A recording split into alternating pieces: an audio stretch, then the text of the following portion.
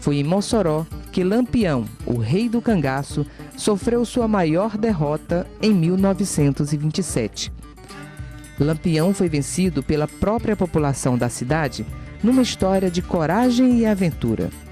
Tudo começou numa certa ponte.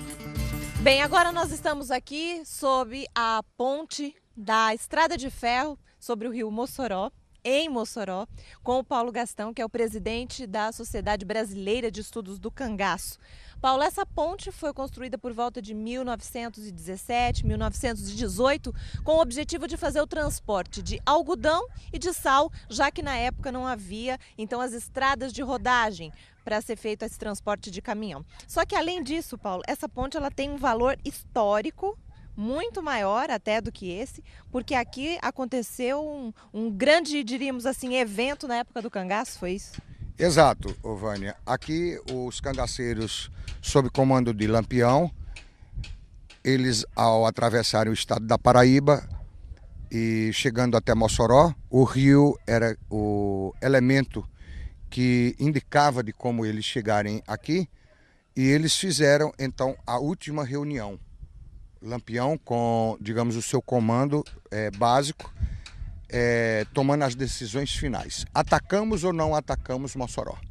Desta forma, então, resolvido de que eles atacariam porque o prefeito não quis mandar o dinheiro, que na época 400 contos de réis para Lampião.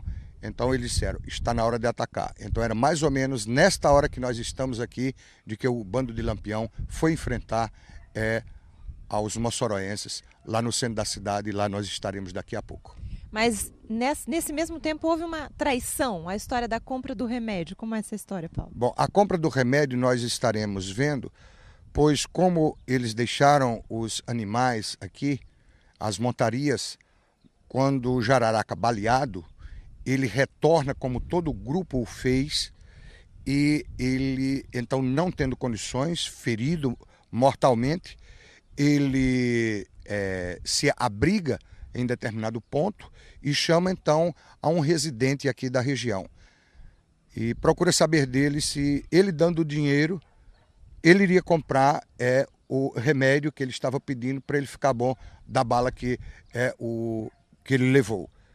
E dessa forma o cidadão concordou, porém não trouxe o medicamento. Trouxe foi a polícia, e então aí nós temos o segundo ponto, que é a morte, que seria, digamos, a prisão de Jararaca, que nós estaremos vendo a continuidade, o sequenciamento desta estrutura em outros locais aqui desta cidade.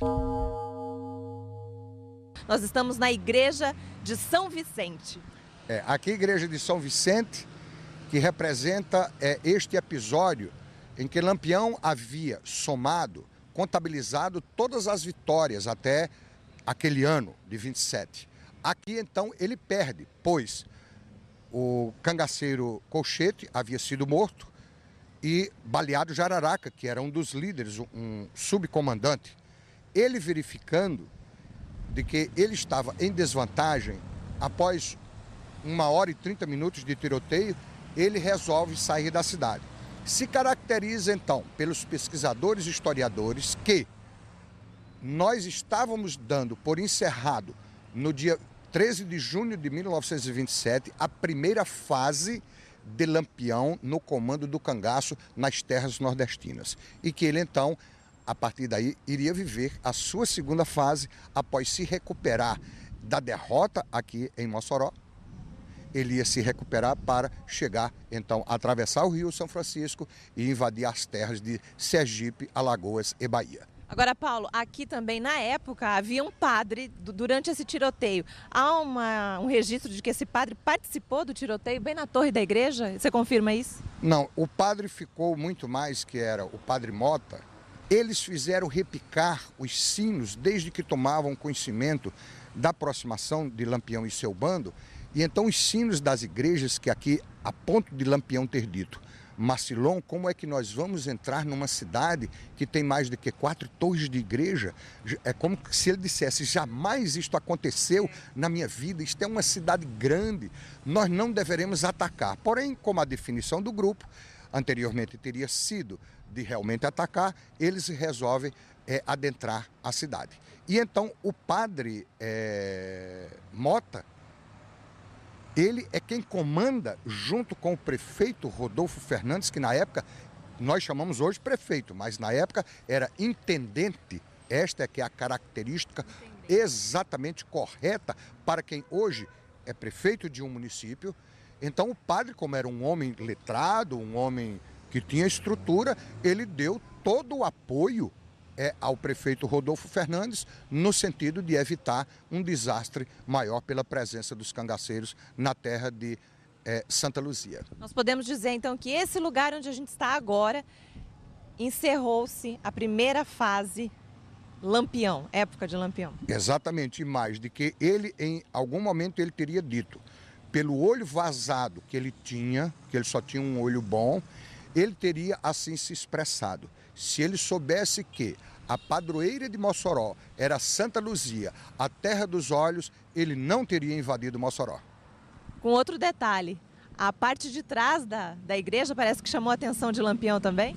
Ele nunca tinha visto uma igreja que a parte traseira ela esteja sob forma de um semicírculo, sempre terminava em ângulo reto. E aí surge exatamente a característica que dizem por ele dada, de que eu tinha lutado em Mossoró numa igreja que tinha a bunda redonda.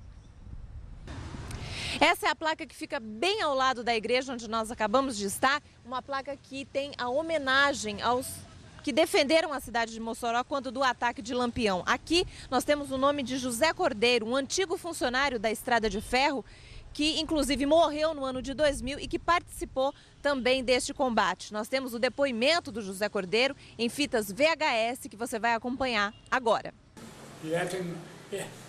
Eu sei que ele não chegaram a entrar lá na estação das artes, não. Ficaram perto para não chegar, não deu para chegar lá. Porque o tiroteio era tão grande que não tinha que chegar. Sei que começou às 16 horas, 6 da noite, 8 horas da noite ainda tinha tiro. Morreu muito gado, estão ligados, de vaca baleada. Umas morreram, outras saíram baleadas. Mas não é ninguém que atirava, não é porque o tiroteio era grande, né? Era rica, era fuzil, só não tinha as 12 ainda não tinha, que aquela é nova, aquela arma é nova, a 12 é nova, né? Mas era rica e fuzil.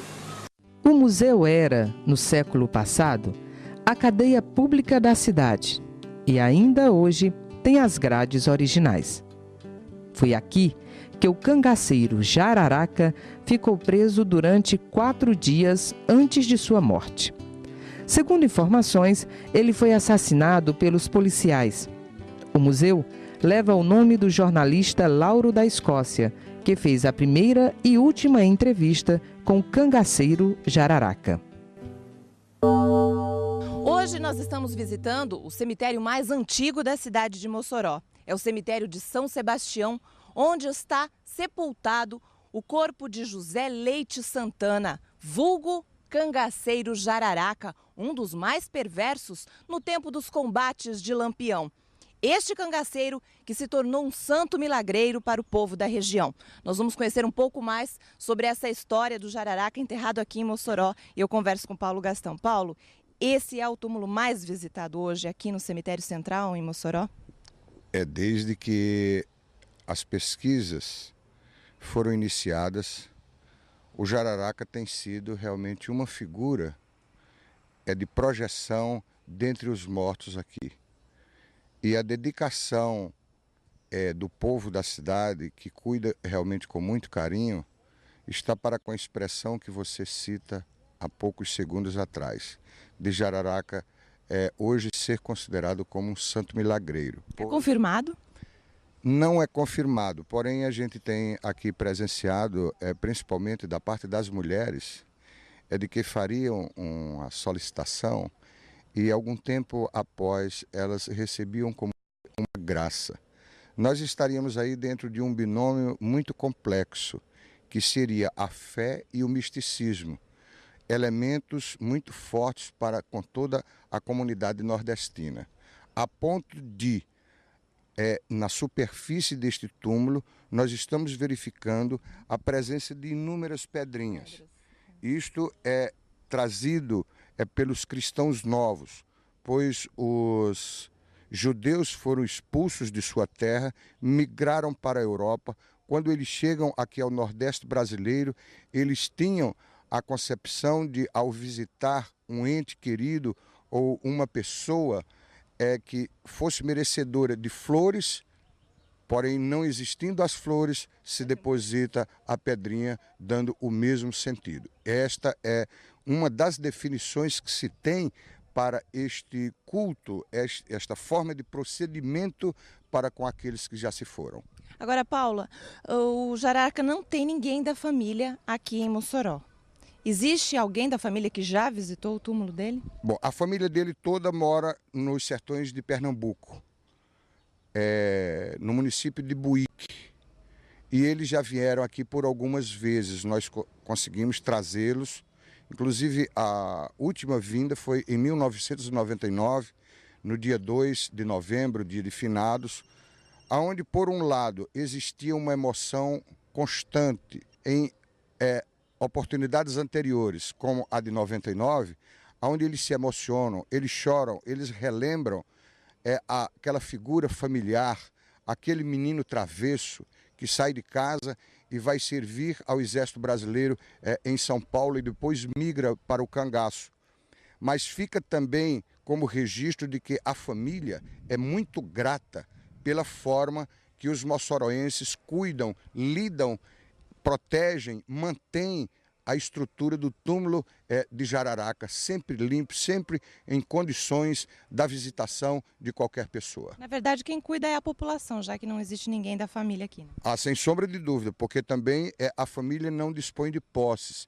Eles têm temporadas que eles conseguem realmente fazer uma viagem em torno de 600 quilômetros para visitá-lo, e aqui é a própria comunidade que tem admiração por ele, mesmo se tratando de um assassino, de um criminoso, de um homem que viveu com as armas na mão, mas nos parece que no último momento da vida de cada um de nós existe aquela concepção do arrependimento. Quem sabe se ele não tenha se arrependido para todas essas manifestações que há 73 anos e muitos anos para frente nós acreditamos que tudo isto tenha um sentido de continuidade.